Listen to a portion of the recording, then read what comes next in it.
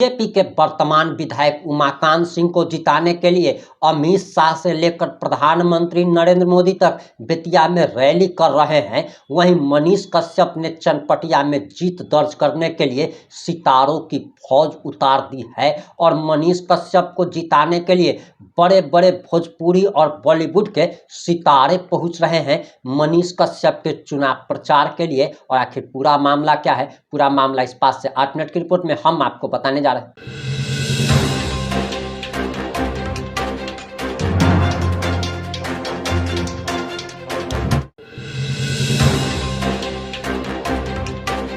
नमस्कार, मैं प्रिंस कुमार सिंह और आप देख रहे हैं पॉजिटिव इंडिया। अगर अभी तक आपने चैनल को सब्सक्राइब नहीं किया है तो खबरों से अपडेट रहने के लिए कृपया चैनल को सब्सक्राइब कर लीजिए। और जो लोग ऑलरेडी कर चुके हैं उन तमाम लोगों को सहृदय धन्यवाद। अब वापस आते हैं हम अपनी खबर पर और आपको बताते चले कि मनीष कश्यप के समर्थकों के साथ आरजेडी और कांग्रेस के गुंडों ने मारपीट की थी। मनीष कश्यप को हराने के लिए तमाम तरीके की साजिशें शुरू हो गई है, लेकिन मनीष कश्यप भी वही बात है कि तू डाल डाल तो मैं पात पात, और मनीष कश्यप भी वही खेला कर रहे हैं। उन्होंने सितारों की फौज चनपटिया में उतार दी है और इसके बाद मनीष कश्यप का बहुत बड़ा बयान आ गया है। आप जरा मनीष कश्यप का ये बयान सुनिए। आज मेरे चुनाव प्रचार में बड़े भाई राकेश मिश्रा जी आए हुए थे और पूरा दिन चुनाव प्रचार किए हैं और बहुत अपना कीमती समय इन्होंने दिया।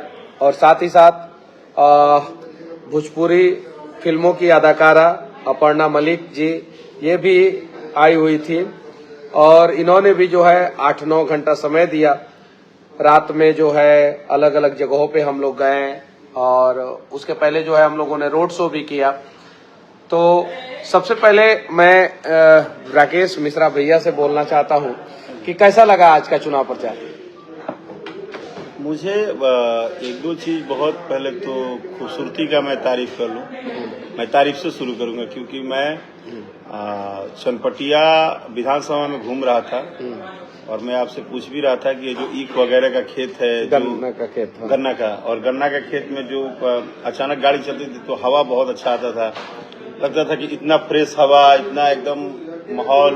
बीच में सड़क खराब आ जाता था तो हाँ, वो समस्या अलग था। वो क्या था कि उसमें डर था क्योंकि गांव में हम पहली बार इतना अंदर घुसे हैं। ऐसा नहीं है कि हम आपसे ये बोल रहे हैं कि हम पहले घुसे हैं। हमने पहली बार बेतिया के बाद जब मैं चंपारण उधर गया, चनपटिया की तरफ गया, तो मैं गाँव में बीच में हाँ, और वो जो पुलिया था हाँ। वो क्या था कि पुलिया इतना छोटा छोटा बना था ना कि उसमें मैं ये सोच रहा था कि ये लोग जब बारिश आया होगा, बाढ़ आया होगा या जब लगन आता होगा तो ये लोग कैसे एडजस्ट करते होंगे, क्योंकि उसमें एक गाड़ी घुसाने में डर लग रहा था तो 2-3 को 10 को गाड़ी कैसे घुसेगी, तो समस्या था।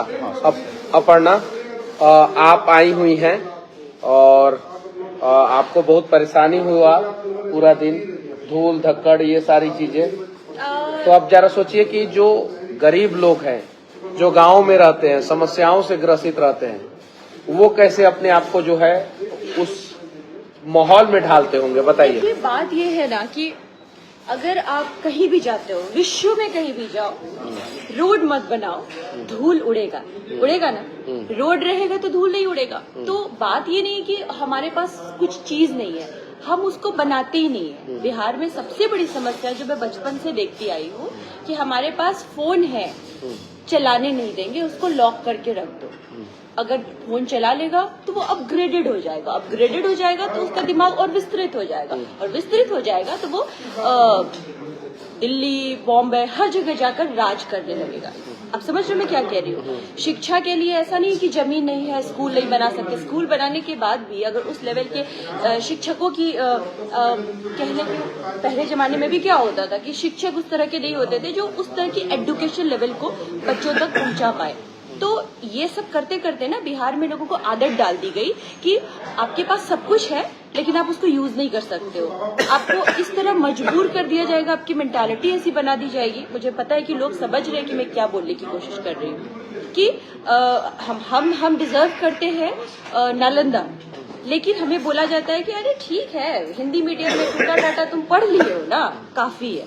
तो भैया हम इतना डिजर्व नहीं करते।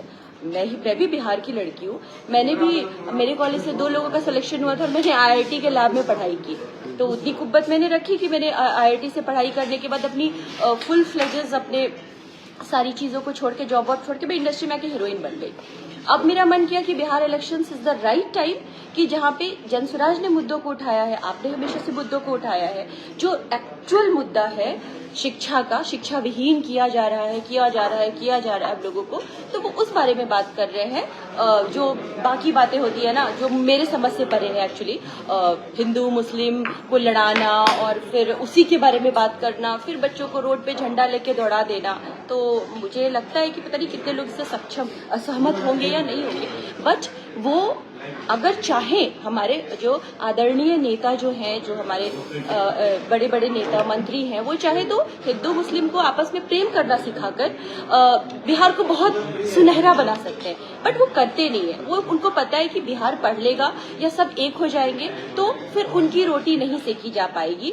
ये बहुत ही दयनीय है, बहुत। एक्चुअली अगर मैंने आज 12 घंटे दिन में ऐसे पागलों की तरह धूल फाका है और धूप में मैं घूमी हूँ, तो इसमें मेरा कोई निजी स्वार्थ नहीं है, बस एक ही स्वार्थ है कि अगर हमारे नेता, अच्छे नेता आएंगे जो बिहार के लिए अच्छा करेंगे, मुझे दिल से बहुत खुशी होगी। I am that kind of person. Rakesh भैया, और इन सारे समस्याओं का समाधान कैसे होगा?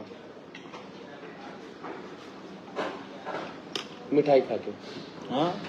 मिठाई खा के। मान लो 8 घंटे में कोई मिठाई खा लूं तो कौन अपराध कर देंगे? भूखे रहे हम लोग और मिठाई पहले बनिया जाती जी तो चुनाव वो दिन मिठाई खिला के तो बोलेगा ना स्पेशली। एकदम बिल्कुल बुलाएंगे, बिल्कुल बुलाएंगे, बिल्कुल बुलाएंगे। 8-10 घंटा मेहनत करनी है भाई, इनका पैसा के को मिठाई खानी है अभी। ना, हाँ वो तो पेमेंट आपको करना है। ठीक है, हमें करना है।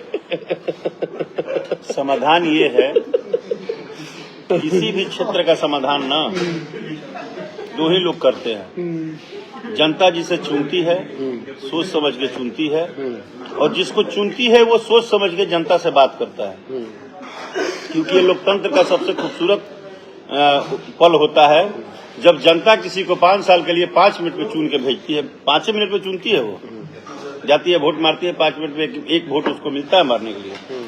तो जनता अपने अधिकार से वोट मार के आपको चुन के 5 साल के लिए भेजती है। अब 5 वर्ष आपको क्या करना है जनता के लिए, वो जनता के साथ मिलकर डिसाइड करना है कि आपको खुद डिसाइड करना है। मुझे लगता है कि चनपटिया विधानसभा की जो स्थिति को अंदर जाके देखा और सुना गया है, उससे ये पता चलता है कि चनपटिया विधानसभा के जनता को इस बार अपना ये जरूर क्लियर करना होगा कि हमें 5 साल मिल के साथ काम करने वाला हमारे पास विधायक होना चाहिए, या बस जय हो जय हो जय हो जय हो, जो हो रहा है जो चल रहा है वो आगे चलता रहे। ऑप्शन है, अच्छी बात यह है, एक बात मैं बोलता हूँ, ऑप्शन है।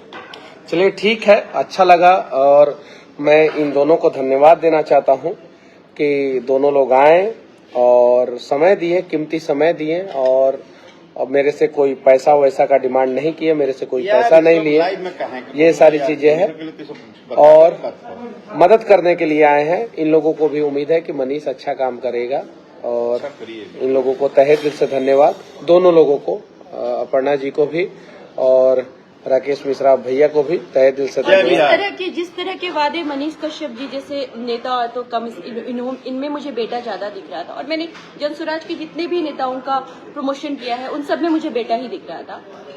तो इन्होंने जिस तरह के वादे किए हैं, ऐसे नेता देखने को बहुत कम मिलते हैं, तो मुझे लगता है कि आप जीत रहे हैं और आप जीत चुके हैं। जिस तरह की प्रॉमिसिंग चीजें मैं देखती आई हूँ आज दिन भर, तो जीत की अग्रिम बधाई। और जितने भी नौजवान देख रहे हैं, आप अपने घर में भी बात कीजिए, और जितने सीनियर्स देख रहे हैं, बूढ़े अंकल आंटी जो भी देख रहे हैं, तो आप भी समझिए कि पहले कुछ नहीं मिला है, अभी बहुत कुछ मिलने वाला है, बिहार बदलने वाला है। जय बिहार। चलिए ठीक है, अच्छा लगा, और आज का रोड शो था, और 9 तारीख को प्रशांत किशोर जी आ रहे हैं, जो घोघा से, उत्तरी घोघा से जो है इन करेंगे चनपटिया विधानसभा में, और उसके बाद से जो